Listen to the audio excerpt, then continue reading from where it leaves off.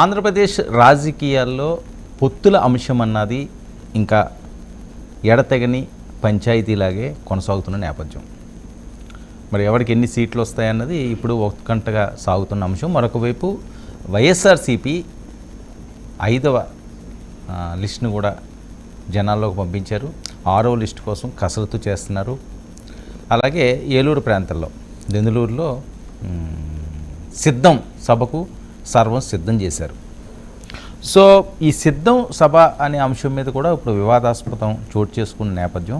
ఎందుకంటే సిద్ధం సభకు సంబంధించి ప్రభుత్వ సొమ్మును, పార్టీ సొమ్మును కాకుండా ప్రభుత్వ సొమ్మును వెచ్చిస్తుంది కోట్లాది రూపాయలు అని చెప్పి కొంతమంది మాట్లాడే పరిస్థితి. మరి అది వాస్తవమా కాదా? ఇందులో ప్రజా కోసం ప్రభుత్వాలు వినియోగించుకునే ఆ డబ్బులను ఈ రకంగా ఎవరిష్టం వచ్చినట్టు వాళ్ళు ఖర్చు పెట్టడం, అది అయితే నిజంగా ప్రభుత్వ సొమ్ము అయితే గవర్నమెంట్ నుంచి ఖర్చు పెడితే మాత్రం అది క్షమించరాని నేనం ఎవరు చేసినప్పటికీ కూడా. ఎవరింట్లో సొత్తు ఏం కాదు, అది ప్రజల సొమ్ము. వాళ్ళు తినకో వాళ్ళు ఇచ్చి ఆ ట్యాక్సులు ఇవి అవి ఎన్ని బాధలు పడినా సరే వాళ్ళ దగ్గర నుంచి ముక్కు పిండి వసూలు చేసిన డబ్బును ఎవరికి నచ్చినట్లు వాళ్ళు వాడుకునే హక్కు అయితే ప్రజాస్వామ్యంలో లేదు. కానీ అది ఆగే పరిస్థితి కూడా కనిపించట్లేదు. అదొక ఇబ్బందికర పరిస్థితి. మరొక వైపు ఈ సీట్ల అంశంలో తెలుగుదేశం పార్టీ, ముఖ్యంగా జనసేన ఎవరికి వారు నియోజకవర్గాల్లో ఆశావహులు పాదయాత్రలు మొదలుపెట్టారు. అసలు సీట్లు ఖరారు కాకుండా ఎవరికి వారు పాదయాత్రలు మొదలుపెట్టి నాకే టికెట్ వచ్చిందని చెప్పుకోవడం ఇబ్బందికరంగా మారే పరిస్థితి. దీనికి ఎగ్జాంపుల్గా తెనాలి నియోజకవర్గంలో ఒక పక్క నాదెండ్ల గారు జనసేనలో నెంబర్ 2గా ఉన్నారు. ఎట్టి పరిస్థితుల్లో ఆయనకే టికెట్ వస్తుందని చెప్పి ఎత్తున ప్రచారం సాగుతుంది. చంద్రబాబు నాయుడు గారు కూడా ఏమీ అనలేని పరిస్థితి ఉంటుంది అని చెప్పి ఇప్పుడు వరకు ఉన్నట్టు. కానీ ఆలపాటి రాజా గారు అక్కడ పాదయాత్ర చేయడం, ఇది కాస్త ఉత్కంఠ రేపుతున్న అంశం. అది ఏం జరుగుతుందో అని కూడా సర్వత్రా ప్రతి ఒక్కరూ చర్చించుకుంటున్నారు. ఎందుకంటే ఆ ఒక్క దగ్గరే ఇలా ఉంటే నాదెండ్లకే టికెట్ లేకపోతే మిగతా వాళ్ళ పరిస్థితి ఏంటి? వాళ్ళంత ఈజీగా వదులుతారా? అసలు ఎన్ని టికెట్లు వస్తాయో తెలియని పరిస్థితి. మరొక వైపు జగన్ ఇలాకాలో నడుస్తున్న హైడ్రామా. సునీత గారు ఎంపీగా తెలుగుదేశం పార్టీ నుంచి కడప నుంచి పోటీ చేస్తారట. షర్మిల గారేమో పులివెందుల నుంచి ఎమ్మెల్యే కింద పోటీ చేస్తారట. మరి ఆ సాహసం చేస్తారా? జగన్మోహన్ రెడ్డి గారు అడ్డాలో, ఆయన గడ్డలో వీళ్ళు పోటీ చేసి గెలగలరా? గెలకపోతే పరిస్థితి ఏంటి? మరొక వైపు ఈవిడ దీక్ష మళ్ళీ ఎలక్షన్లో వచ్చింది అంటే ప్రత్యేక హోదా అన్నది తెర మీదకి వస్తుంటుంది. ఆ రకంగానే మళ్ళీ తెర మీదకి తీసుకొచ్చారు. మరొక వైపు ఆంధ్రప్రదేశ్ రాష్ట్రంలో 3 నియోజకవర్గాల మీద సర్వత్రా ఫోకస్ ఉంది. అది కుప్పం, మంగళగిరి, భీమవరం. ఈ 3 ప్రాంతాల మీదే పూర్తి స్థాయిలో జగన్మోహన్ రెడ్డి గారు ఫోకస్ పెట్టారు. ఎట్టి పరిస్థితుల్లో వైసీపీ కైవసం చేసుకోవాలని ఆయన చూస్తున్నారట. ఓకే, కడపలో ఆయనకి ఎలా అయినా ప్లస్ పాయింట్ ఉండే ఛాన్స్ ఉంటుంది కాబట్టి రాయలసీమ ప్రాంతంలోని ఈ ప్రాంతంలో ఈ ముగ్గురిని ఓడించాలి. ఒకటి లోకేష్ని, 2 పవన్ కళ్యాణ్ని, మరొక వైపు చంద్రబాబు నాయుడు గారిని ఓడించాలని ఆయన వ్యూహం రాస్తున్నాడు. దానికి సంబంధించి ఏ రకంగా అక్కడ వ్యూహాలు రచించాలో అన్నీ సిద్ధమైనట్టు. ఇవన్నీ కూడా ఏపీ రాజకీయాల్లో మరింత ఆసక్తి రేగుతున్న అంశం. ఇదే ఇష్యూపై నటి ప్రైమ్ డిబేట్ కొనసాగిద్దాం. మనతో పాటుగా చర్చలో పాల్గొన్నారు కేఎస్ ప్రసాద్ గారు, రాజకీయ విశ్లేషకులు మనతో పాటుగా లైవ్లోకి అందుబాటులోకి వచ్చారు. అలాగే నరసింహప్రసాద్ గారు, టీడీపీ సీనియర్ నాయకులు కూడా మనతో పాటుగా లైవ్లో జాయిన్ అయ్యారు. శ్రీనివాసరెడ్డి గారు, వైఎస్ఆర్సీపీ అధికార ప్రతినిధి కూడా మనతో పాటుగా లైవ్లోకి అందుబాటులోకి వచ్చారు. సింగళూరు శాంతిప్రసాద్ గారు, జనసేన సీనియర్ నేత కూడా కాసేపట్లో మనతో పాటుగా లైవ్లోకి అందుబాటులో ఉన్నారు. ముందుగా ప్రసాద్ గారు వెర్షన్ తీసుకుందాం. ప్రసాద్ గారు నమస్తే. నమస్కారం అండి. ఒక ప్యానలిస్టులు మాట్లాడకముందే జరుగుతున్న ఈ అంశాల మీద మీరు మాట్లాడే అనాలిసిస్ ఏంటి? సరే, వాళ్ళు మాట్లాడిన తర్వాత ఎలాగన్నా మీరు దానికి కొన్ని అంశాలు ప్రస్తావిస్తారు కాబట్టి టీడీపీ జనసేన పొత్తులో ఎడతెగని సీట్ల పంచాయతీ కొనసాగుతూనే ఉంది. మరొక వైపు నాదెండ్ల గారి సీటు కన్ఫామ్ అనుకున్న ప్రాంతంలో ఆలపాటి రాజా గారు పాదయాత్రలు చేస్తున్నారు. ఒకటే కాదు, చాలా ప్రాంతాల్లో ఎవరు కాదు, జనసేన పాదయాత్రలు చేస్తున్నదట, తెలుగుదేశం పాదయాత్రలు చేస్తున్నదట. ఇది చిలికి నెక్స్ట్ ఆ గాలివానగా పెను తుఫానుగా మారే ప్రమాదం ఏమన్నా పొంచి ఉందా పొత్తు పార్టీలకి?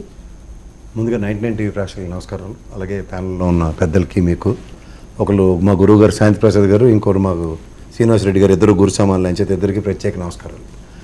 ఒక విషయం నేను చెప్పగలనండి, జనసేన తెలుగుదేశం పొత్తు రాబోయే రోజుల్లో ఎలక్షన్స్ ముందు దాకా ఉంటుందంటే అది పెద్ద వింతే నాకైతే. రెండోది, వీళ్ళు స్థానికంగా కొంతమంది లీడర్లు ఎప్పటి నుంచో ఎమర్జీ అయి ఉన్న వాళ్ళకి ఒక అంబిగ్యూటీ డ్రైవ్ అవుతుంది.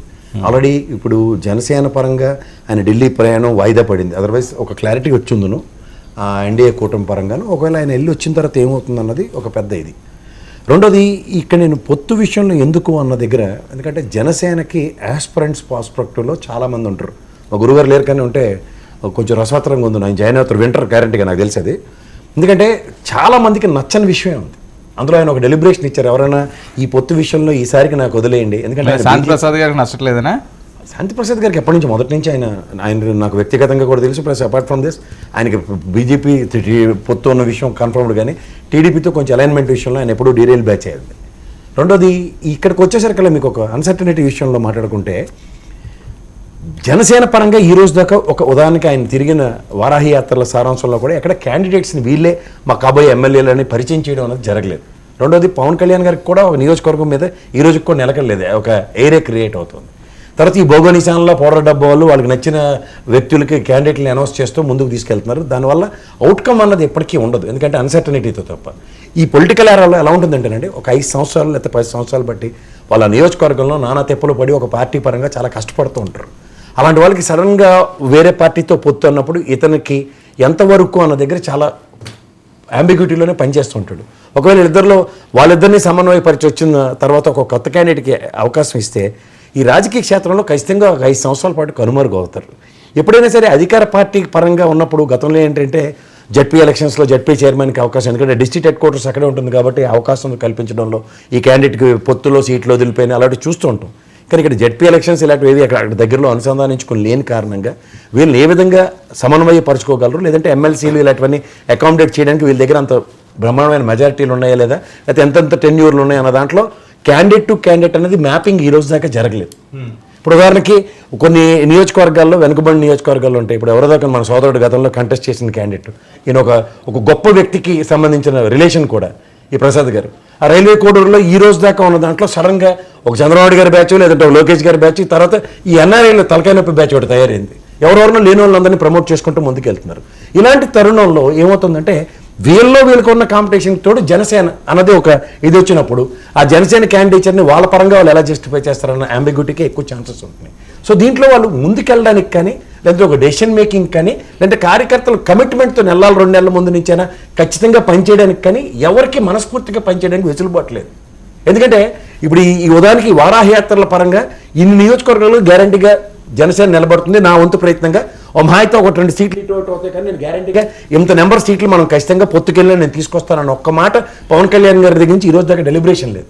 తర్వాత ఆయన తెలుగుదేశంతో పొత్తుకు తీసుకున్న ఆయన decision, it is only independent decision where is not even convinced with anybody. వాళ్ళు ఎవరైనా కన్విన్స్ చేసిన దగ్గర ఆయన ఒక మాట కూడా డెలిబరేషన్ ఇచ్చారు. ఏమంటే ఇన్ కేస్ ఈ పొత్తు నచ్చిన వాళ్ళు కానీ, లేదంటే వైఎస్ఆర్సీపీతో పోరాడడానికి మనం ఇండివిజువల్గా సరిపోతున్నాను ముఖ్యమంత్రి అన్నారండి, అందరినీ కోవర్ట్ అన్న మాట ఆయన ట్రైన్ అనేసాడు. సో ఇలాంటి అనిశ్చితిలో కార్యకర్తల 100% commitment towards the respective party అనే దగ్గర పొరపచ్చలు ఉన్నాయి. రేపొద్దున తెలుగుదేశంతో పొత్తు లేనప్పుడు బీజేపీ పరంగా చూసుకుంటే వాళ్ళు గత నెలలో 11, 12 తారీఖుల నుంచి 16 తారీఖు దాకా పండుగలు కూడా మానేసి మొత్తం నియోజకవర్గాల వారీగా ప్రక్షాళన స్టార్ట్ చేశారు. అండ్ ఇవాళకి వాళ్ళ దగ్గర నుంచి డెలిబరేషన్ ఏంటి, తెనాలి పంచాయతీ ఏంటి, ఒక్క నిమిషం, తెనాలి పంచాయతీ దాకా 175 బీజేపీ నిలబడే పరిస్థితి ఉంది. అసలు అఫీషియల్గా చెప్పాలంటే జనసేన బీజేపీ పొత్తులో ఉన్నాయి. సో ఇప్పుడు కూడా వాళ్ళు కన్సిడరేషన్ టువర్డ్స్ జనసేన అనేది లేదు. దీనికి ఒక ట్రయాంగిల్ ఉంది, మా గురువు గారికి బాగా అర్థం అవుతుంది. First if you recall Narendra Modi గారితో ప్రభావితమై జనసేన బీజేపీతో పొత్తు పెట్టుకుంది. ఆ రోజు బీజేపీ బలవంతాన్ని తెలుగుదేశంతో పొత్తు పెట్టుకుంది. ఇవాళ మళ్ళీ అదే ట్రయాంగిల్లో జనసేన బలవంతంగా తెలుగుదేశంతో కాదు, జనసేన తెలుగుదేశంతో ఇష్టంగా పొత్తు పెట్టుకుంటే బీజేపీ వాళ్ళు బలవంతంగా జాయిన్ అయ్యే పరిస్థితి ఒకటి ఉంది.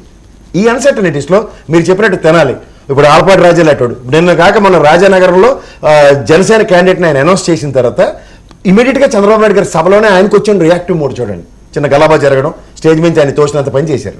సో వీటిలన్నిటి సారాంశం ఎట్లా ఉంటుంది, తోచినట్టు పని చేయండి కావాలని చేశారేంటి, కావాలి కదండి మాబ్ అయినప్పుడు జస్ట్ మీరు అర్థం చేసుకోవాలి. అది తోయడం ఏంటి సార్, అదే తోచినంత పని చేశారు. ఎవరు దోశారంటారు, అక్కడ ఎవరు దోశారు, జనాలు మాబ్ అక్కడికి వస్తారు. నేను ప్రత్యక్షంగా పీలేరు సార్, మీరు సారీ ఫస్ట్ అందరికి ప్యానెల్లో ఉండే పెద్దలందరికీ నమస్కారం. ఒక్క నిమిషం సార్, అక్కడ మీకు ఒక తెలుగుదేశం పరంగా ఆయన అడ్రస్ చేసిన తర్వాత అంత మాబ్ జనసేన నుంచి వచ్చినప్పుడు గలాబ జరిగింది, ఆయన పడిపోయినంత పని అయింది, తోచినంత పని అయింది అని గ్యారెంటీగా మాట్లాడుతూనే ఉంటారు బయట. సో దీన్ని చూసిన తర్వాత కూడా పోయడం అనేది కాకుండా అక్కడ ఒక క్యాండిడేట్ పరంగా గతంలో నేను ఒకసారి చెప్పాను, పెందుర్తి వెంకటేష్ అని ఒక నియోజకవర్గంలో ఎక్స్ ఎమ్మెల్యే అతను నెక్స్ట్ ఓడిపోయాడు. అక్కడ ఇసుక విషయంలో అతని మీద హైయెస్ట్ ఎక్స్పెక్టేషన్స్ తో పార్టీలో డబ్బులు సరే ఓకే, నాదెండ్ల అంశం ఏంటి? నాదేంటి అవసరం ఉంది, ఆయనకైనా సెల్ఫ్ డిక్లేర్డ్ మేధావులాగా ఆయనకైనా ఫస్ట్ పొత్తు ఇంకా లేనప్పుడే నేను అక్కడ తెనాలి నుంచి నిలబడుతున్నాను నేను చెప్పాడు. సో ఎక్సెప్ట్ తెలుగుదేశం తెనాలికి కన్సిడర్ చేయకుండా తర్వాత విషయాలు మాట్లాడాలా, ఒక అంబిగ్యూటీ ఉంది. నేను ఇంకోటి విషయం కూడా చెప్తున్నా, 23 స్థానాల్లో గెలిచిన తెలుగుదేశం ముహు తెల్లారికి మునిపై 23 మేము గ్యారంటీకి ఏళ్ళకే టికెట్లు ఇస్తామని చెప్పిన తర్వాత 4 బయటికి వెళ్ళారు, అది పక్క తీయండి.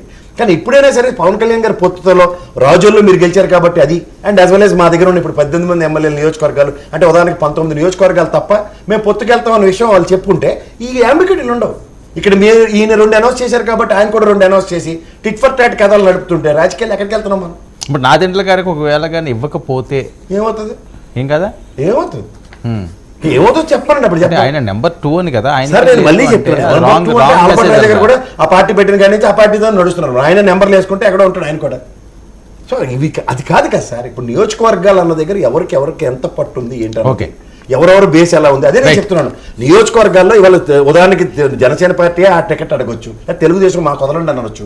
అక్కడ caste equations, candidate to candidate mapping, ఇక్కడ ఈ ప్రాస్పెక్ట్లో మీకు ఎంత తక్కువ వస్తుంది మాకు ఎంత తక్కువ వస్తుంది ప్రాథమిక అవగాహన 175 నియోజకవర్గాలు ఉండకుండా ఇవాళ తెలుగుదేశం 175 నియోజకవర్గాలు ఈయన పనికి వస్తారు ఆయన పనికి వస్తారు 4 వేసుకున్న పేర్లు ఇచ్చి ఆస్పిరెంట్స్ కూడా కన్సిడర్ చేయకుండా చేస్తుంది. మీకు ఇంకా హాస్యాస్పదమైన విషయం చెప్తాను, దేవినేని ఉమా గారి నియోజకవర్గంలో ఇంకా వసంత కృష్ణప్రసాద్ గారు ఇంకా జాయిన్ అవ్వకుండానే సర్వే స్టార్ట్ అయిపోయింది. వసంత కృష్ణప్రసాద్ అండ్ దేవినేని ఉమా వీళ్ళిద్దరిలో ఎవరో ఒకరు ఆప్షన్ అని. సో ఇలాంటి అన్సర్టనిటీలో కార్యకర్తలకు కానీ లేకపోతే నాయకులకు కానీ చిత్తశుద్ధి ఎక్కడి నుంచి వస్తుంది పార్టీ? సార్ మాట్లాడచ్చా? మనతో పాటుగా